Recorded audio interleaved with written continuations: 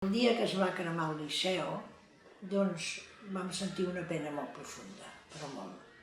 I ara li explicaré una anècdota d'uns clients que estaven abonats al Gran Teatre i que venien molt sovint perquè estaven abonats.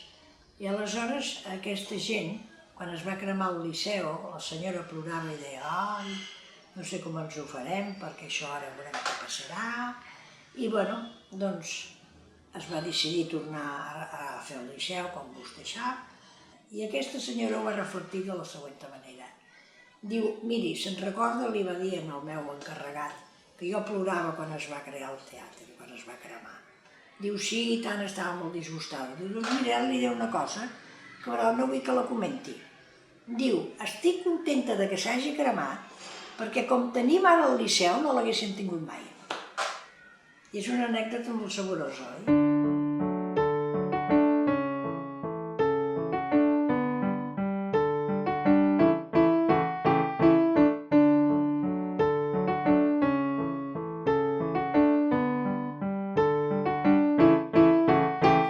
Benvinguts al Cafè de l'Òpera. Com vostès saben, és un dels establiments més emblemàtics de Barcelona.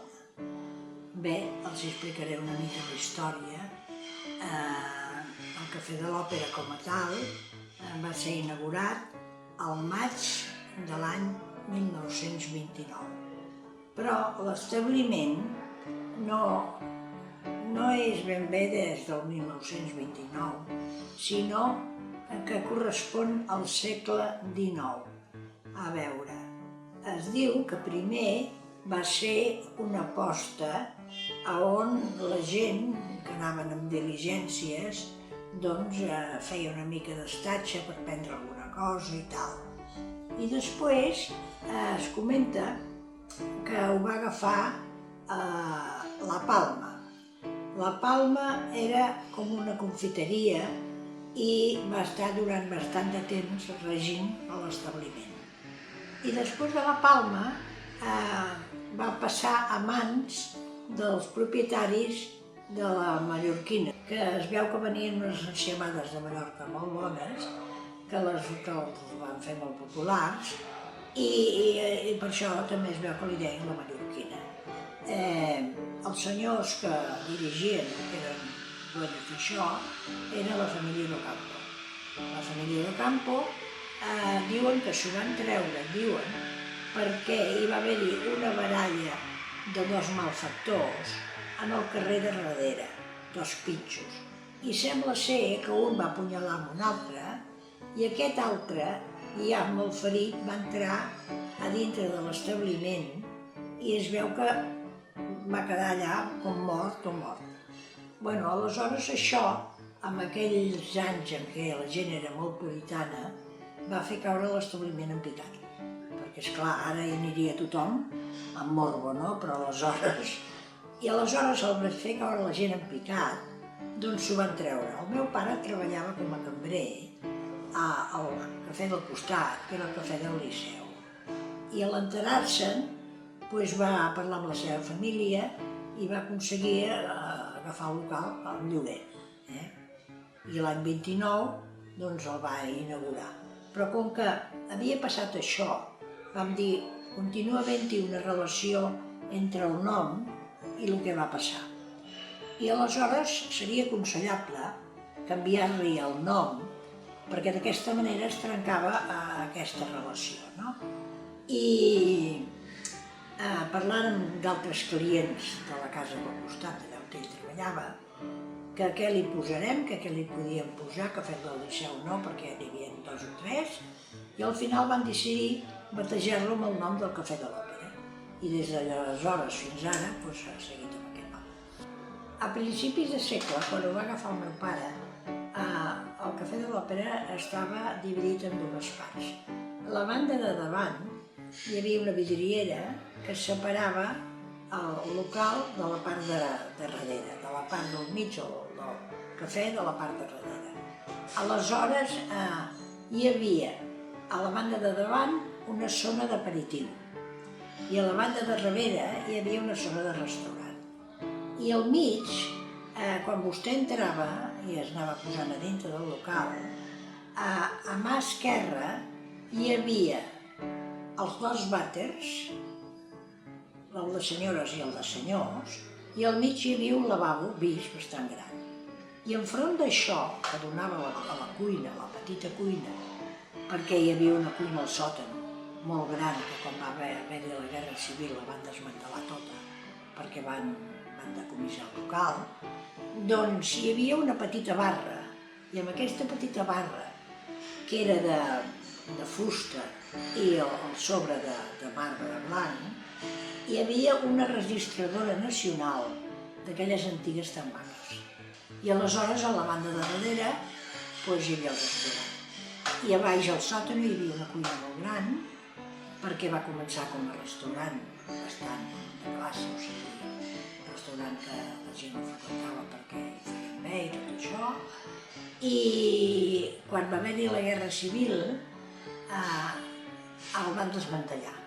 O sigui que quan el meu pare va recuperar el local, es va trobar que s'havien emportat les cuines, que s'havien emportat la que els havia convingut, i esclar, aleshores no va poder fer més aquest restaurant de classe, en primer lloc perquè no tenia les coses adequades per fer-ho, i en segon lloc perquè també hi havia una escassesa molt gran de productes. Per això, després de la guerra, la cosa anava bastant magra. Però el més important del Cafè de l'Òpera, a part de la seva situació, que està al cor de la Rambla, enfront mateix al Teatre del Liceu, és la seva decoració i sobretot aquell encant especial que tenen les coses antigues, que es confonen una mica amb la gent, amb els seus clients, que els hi dona una vida característica. És a dir, és un local per estar-hi, per parlar-hi, per fer tertúlies i sobretot per trobar-s'hi bé com a referència, com a punt de trobada. I bueno, cal parlar també de la seva decoració, que és una decoració única, és entre modernista i vuitcentista.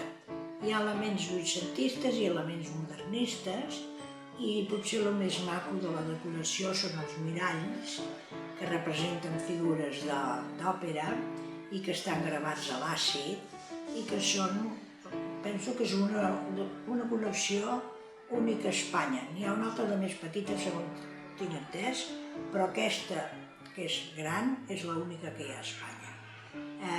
Bé, doncs aleshores, quan vam fer nosaltres una restauració sobre l'any 92, ens vam trobar que a darrere dels plafons que hi ha aquestes nines, que són d'art déco, doncs hi havia unes pintures que eren vuitcentistes, que eren a base d'una espècie d'àmfora amb unes flors, i era molt bonic. L'arquitecte que se'n va carregar va dir, home, això és més antic, potser que ho traguéssim a la llum i que convertíssim el Cafè de l'Òpera en això. Jo li vaig dir, miri, no estic d'acord, perquè el Cafè de l'Òpera és un lloc en què tot el món el coneix per la decoració que ara té, i per tant, d'alguna manera seria trair-li l'essència.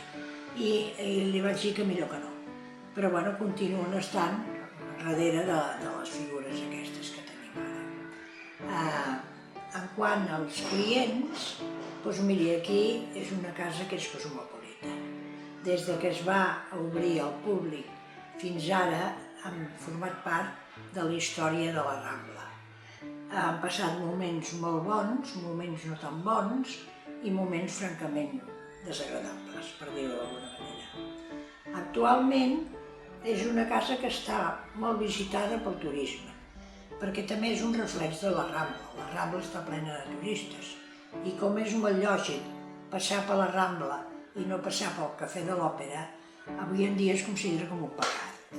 Si parlem de la façana del Cafè de l'Òpera, tenim la porta de fusta que està cisellada i que pertany suposo, molt abans del 29, perquè segons em va explicar el meu pare, moltes coses de la casa es van acceptar com estaven, és a dir, no es van canviar.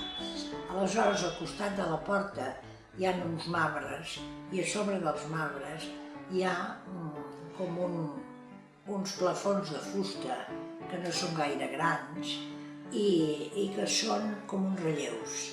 I a sobre d'aquests relleus hi ha unes pintures que són relatives a coses de menjar, però, què li diria jo, com si fos uns ànecs o com si fos una fruita, coses d'aquestes. A part d'això, hi ha el tendall, que això sempre l'he vist, vull dir que de protecció del sol i de la pluja. I a sobre del tendall i a cada costat hi ha a la façana uns plafons molt grans relatius a coses de banca. Perquè al costat del Cafè de l'Òpera i durant molts anys hi havia hagut la banca Mas Cerdà. I aleshores, esclar, aquests plafons que hi ha són relatius a canvis de coses, a valors, i són molt curiosos perquè és un fondo negre amb les lletres blanques. Aleshores, per què no es van tocar aquests plafons? Doncs per la senzilla raó que quan se'n va anar a la banca Mas Cerdà van vindre d'altres bancs, entre ells el Banc de Santander, i els hi va semblar molt bé conservar això. Però és que també l'Ajuntament, com que era una cosa molt antiga i vella per les coses de la ciutat, que formen part de la seva idiosincràsia, també va aconsellar que no es toquessin. I bueno, això és el que es pot veure des de fora. Cap a l'any 92, quan vam aconseguir que la banca ens cedís, perquè se'n va anar, ens cedís aquest pis, o sigui l'entresòl, la idea, que després vam posar a la pràctica, era de treure els vàters de baix perquè no estaven en doble porta i a més enfront mateix de la barra era una cosa molt desagradable i pujar-los aquí dalt. Amb l'arquitecte que se'n va carregar d'això va ser el senyor Antoni de Moragas. I aquest senyor ens va arreglar tota la cosa i va quedar molt graciós i a mi m'agradava molt i ens va dir: mira, ara tens dos espais bastant grans, un que dona a la Rambla i l'altre que dona al carrer d'Aroles. El del carrer d'Aroles està situat gairebé enfront del jardí del Marquès de Puig, que ara és un hotel. I diu, ho convertirem en uns salonets tipus vienès i és el que vam fer. Bé, jo els he explicat la petita història del Cafè de l'Òpera.